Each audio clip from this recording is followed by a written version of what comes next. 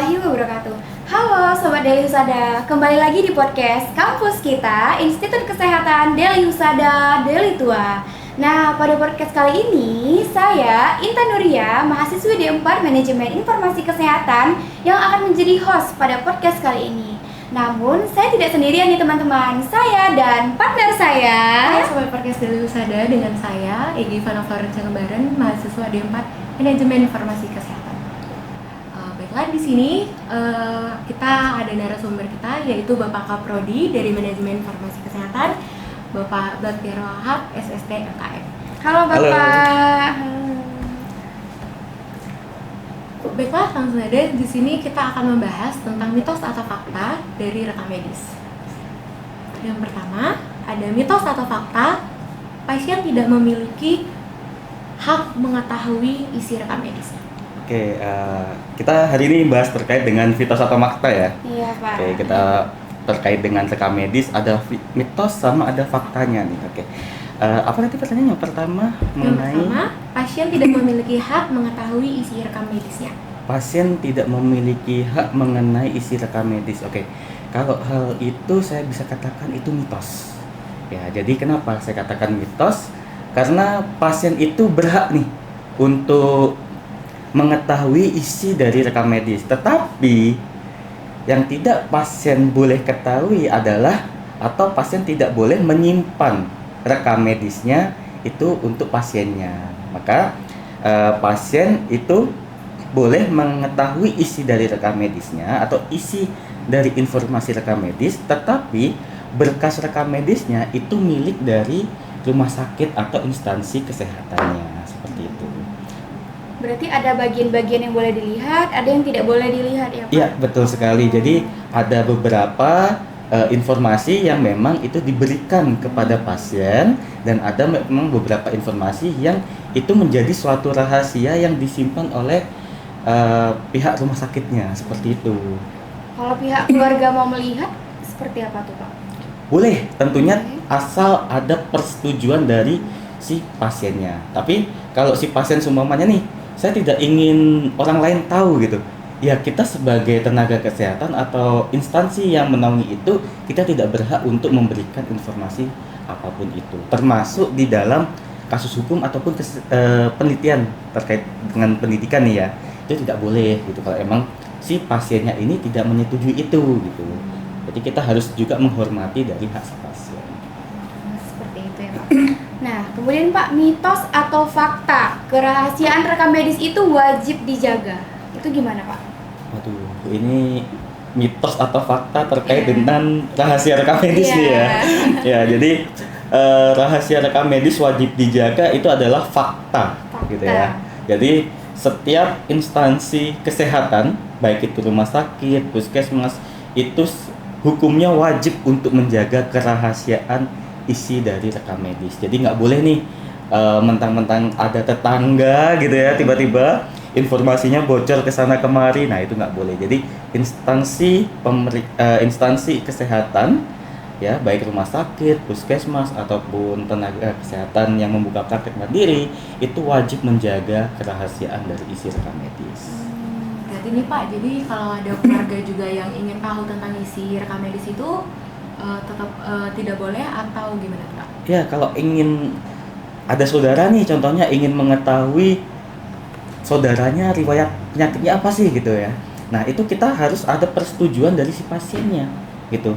Kalau si pasiennya tidak memberikan persetujuan ya atau dengan surat kuasa dan sebagainya, itu kita sama sekali tidak membolehkan informasi itu menyebar atau keluar gitu. Jadi walaupun dia anak kandungnya pun, ketika pasiennya ini sendiri tidak memberikan akses atau memberikan boleh untuk dilihat, itu tidak boleh sama sekali diberikan informasinya. Nah, mitos atau fakta lagi nih Pak, rekam medis hanya berisi hasil diagnosis. Ya, ini yang sering kita ini ya pertanyakan juga ya, karena banyak di sosial media bahwa isi rekam medis itu cuman diagnosis doang gitu ya. Nah, itu saya katakan mitos. Ya, kenapa saya katakan mitos? Karena faktanya isi rekam medis itu banyak sekali gitu. Jadi isi rekam medis itu nggak cuma terkait dengan diagnosa, tetapi terkait dengan mulai pasien itu datang sampai dilakukan tindakan, sampai riwayat pasiennya seperti apa, sampai pasien keluar, itu ada semua di situ.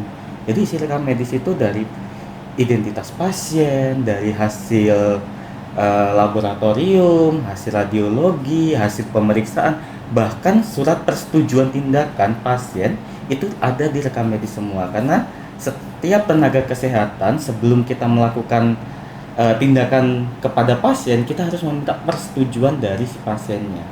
Apabila pasiennya nggak setuju atau melakukan penolakan, itu ada semua di rekam medis, itu seperti itu. Seperti itu. Kan Pak, dulu kalau mereka pihak rekam medis itu mencatatnya menggunakan kertas ya Pak. Sekarang betul. udah beralih ke digital. Nah itu Pak, ada juga yang nanya nih Pak, mitos atau fakta dalam keamanannya nih Pak, rekam medis elektronik itu tidak aman dibanding dari yang kertas. Itu mitos atau fakta ya Pak? Nah, ini kita agak menarik nih ya, karena terkait pembahasan dari yang awalnya manual, kertas nih gitu, beralih ke elektronik. Apakah ini menjadi lebih safety atau enggak gitu ya kan? Ya, kita akan tahu bahwa kalau yang namanya dunia digital itu tidak ada yang namanya safety gitu. Tetapi kalau menurut saya pribadi justru akan lebih safety ketika kita beralih dari manual ke digital gitu. Kenapa? Tentunya itu semua pasti dengan mekanisme perawatan yang mumpuni ya, jadi kayak safety levelnya ditingkatkan dan sebagainya ya kan. Nah, kalau kita membicarakan terkait rekam medis kertas nih, itu banyak sekali ketidaksafetyannya. Kenapa? Karena orang nantinya bisa untuk contoh retensi ketika kita rumah sakitnya itu tidak tahu bagaimana melakukan retensi yang benar, berkas rekam medisnya bisa dijual nih ke kiloan ya kan, ke barang bekas gitu kan. Nah, informasi-informasi itu nantinya bisa menyebar nih apabila instansinya tidak memahami bagaimana cara retensi yang benar gitu. Nah, itu menjadi suatu celah dalam penyebaran informasi kan, seperti itu. Nah, tetapi apabila kita udah beralih dari manual ke elektronik, itu menurut saya sangat-sangat safety sekali gitu, tentunya dengan hak akses yang tidak semua orang dapat mengakses itu gitu. Karena kita kalau terkait dengan digital, contoh HP lah gitu ya kan, HP Ade Ivana dengan Ade Intan kan nggak semua orang bisa mengakses nih gitu ya kan. Benar, Pak. Harus ada sandinya terlebih dahulu gitu ya kan. Nah, itulah yang menjadi proteksi. Kenapa ketika kita beralih ke digital itu jauh lebih safety. Tentunya ya memang kita tidak bisa memungkiri ya, pasti ada yang namanya pembobolan dan sebagainya. Cuman tetapi ketika kita hal itu dikelola dengan baik ya, untuk tingkat keamanannya ya, itu pasti akan menjadi suatu yang sangat-sangat safety menurut saya. Pak, selain itu, apakah rekam medis ini bisa dijadikan alat bukti hukum? Mitos atau fakta? Ya.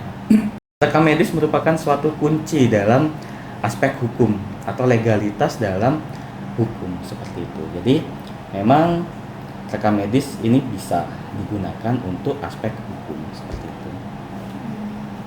Baik, terima kasih ya Pak atas ilmu insight yang telah Bapak berikan. Pastinya ilmu dan insight yang telah Bapak berikan itu sangat berguna sekali, khususnya untuk adik-adik kelas 12 nih Pak, yang masih bingung mau jurusan apa, kampusnya yang di mana, seperti itu. Nah, untuk adik-adik kelas 12, jurusan rekam medis bukan hanya memberikan kalian pengetahuan, namun juga memberikan kalian keterampilan yang dibutuhkan nanti di dunia pekerjaan, khususnya di bidang kesehatan. Di kampus kami yang sudah berakreditasi unggul, kalian bisa belajar di lingkungan yang berkualitas dan didukung oleh tenaga pengajar profesional. Nah, bahkan lulusan kami juga ada yang sampai berkarir ke luar negeri. Jadi, jika kalian ingin masa depan yang jelas, peluang karir yang luas, dan pendidikan yang terpercaya, jurusan rekam medis di kampus kami adalah pilihan yang tepat. Kami tunggu ya kedatangannya. Terima kasih sudah telah mendengarkan. Sampai jumpa di episode berikutnya. Terima kasih Bapak. Terima kasih.